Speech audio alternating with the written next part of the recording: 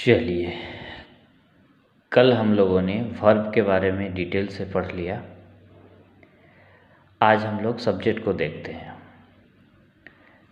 Subject, जैसे कि कल हम लोगों ने देखा, सब्जेक्ट किसे कहते हैं? देखिए, सब्जेक्ट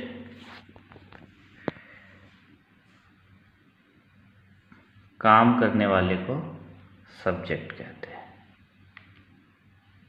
काम करने वाला।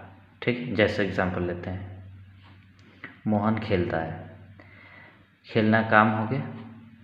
खेलने का काम कौन कर रहा है भाई? मोहन। तो काम करने वाला सब्जेक्ट हुआ, तो यहाँ मोहन आपका सब्जेक्ट हो गया। ठीक है, तो पहला जो सब्जेक्ट का डेफिनेशन है वो काम करने वाले को सब्जेक्ट कहते हैं। तो मोहन खेलता है, तो मोहन हो गया आपका सब्जेक्ट। क्लियर है? अब बोलता है कि सर इतना ही है? नहीं, और एक डेफिनेशन है सब्जेक्ट। बहुत समय ऐसा देखेंगे कि काम करने वाला नहीं मिलेगा सेंटेंस में, लेकिन इसका मतलब सेंटेंस उसमें भी सब्जेक्ट होगा, क्योंकि बिना सब्जेक्ट बिना वर्ब का कभी भी कोई सेंटेंस नहीं बनता। यानी आपको अगर सेंटेंस बनाना है तो हर हाल में आपको दो चीज़ चाहिए ही चाहिए, एक वर्ब और एक सब्जेक्ट। चलिए, दूसरा जो सब्जेक्ट का डेफिनेशन है वो क्या कह रहा है? देखिए, जिसके बारे में बात किया जाए सेंटेंस में, मतलब सेंटेंस में जिसके बारे में मुख्य रूप से बात किया जाए।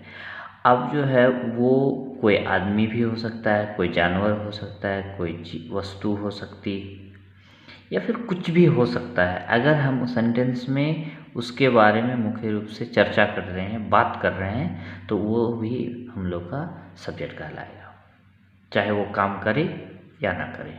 एग्जाम्पल के रूप में देख लेते हैं, मोहन एक अच्छा लड़का है। देखिए, यहाँ पे कोई काम नहीं कर रहा है। देखिए, मोहन एक अच्छा लड़का है, यहाँ पे कोई काम है? नहीं है। जब काम नहीं है तो काम करने वाला नहीं होगा। इसका मतलब काम करने वाला सब्जेक्ट इस सेंटेंस में मौजूद नहीं है। तो इसका मतलब ये सेंटेंस में सब्जेक्ट नहीं है क्या? जी है। क्या है सर? देखिए, जिसके बारे में चर्चा किया जाए या बात किया जाए सेंटेंस में। तो किसके बारे में बात कर रहे हैं? सर अच्छा लड़का कौन है? सर मोहन है। तो मोहन के बारे में बात हो रही है, तो मोहन आपका सब्जेक्ट हो गया। आई बात समझ में? यानी मोहन आपका क्या है? सब्जेक्ट हो गया। क्लियर? ठीक, चलिए।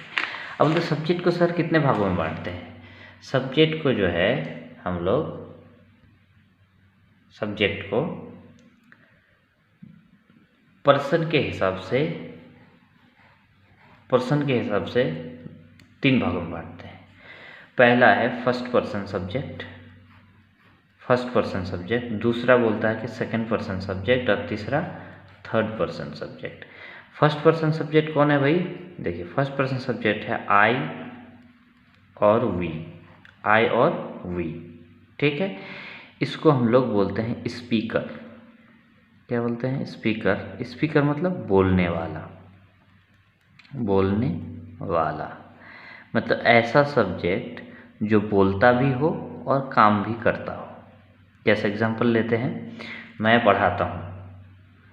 जैसे मैं पढ़ाता हूँ, तो देखिए, मैं पढ़ाता हूँ, मैं सब काम भी कर रहा हूँ और मैं ही बोल रहा हूँ।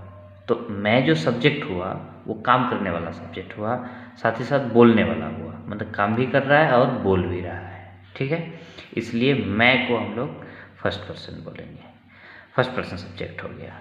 हम लोग पढ़ते हैं, देखिए हम लोग, वी मतलब हम लोग, तो हम लोग जो है फर्स्ट पर्सन सब्जेक्ट हो गया, क्योंकि हम लोग पढ़ते हैं, हम ही लोग पढ़ते हैं, हम ही लोग बोलते हैं।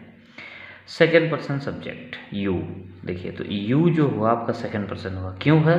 क्योंकि ये जो यू है, इससे हम ये कह रहे हैं, इसको बोलते हैं हम लोग लिसनर बोलते हैं हम लोग। लिसनर मतलब होता है सुनने वाला। तो ऐसा सब्जेक्ट जो काम करे लेकिन वो बोले नहीं, सुने।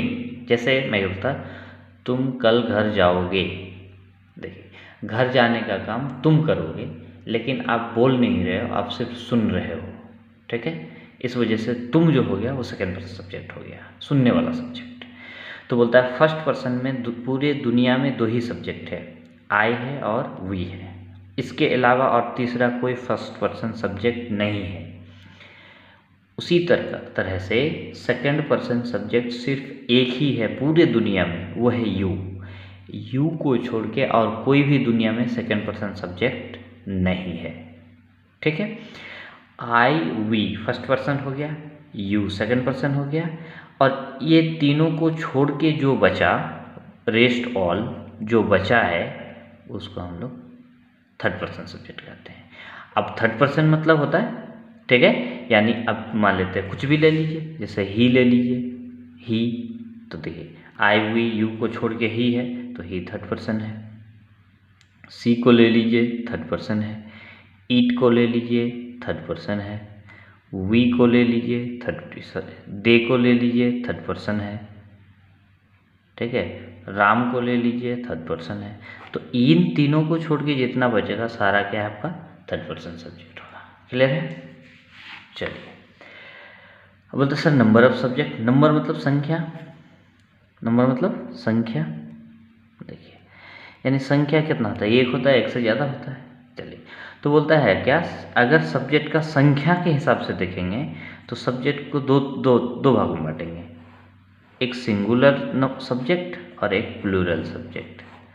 बोलता है सिंगुलर सब्जेक्ट और प्लूरल सब्जेक्ट। सिंगुलर सब्जेक्ट मतलब होता है, ठीक है, ऐसा सब्जेक्ट जो बोलता है कि डिनोट्स, यानी सिंगुलर सब्जेक्ट क्या होता है, डिनोट मतलब दिखाना, दिखाता है वन पर्सन, एक व्यक्ति या फिर थिंग, वन थिंग या फिर एक चीज़ को, मैंने ऐसा सब्जेक्ट जो एक ही चीज़ को दिखाता है या एक ही व्यक्ति को दिखाता है। जैसे ही ले लेते हैं, ही एक आदमी है, सिंगुलर सब्जेक्ट है।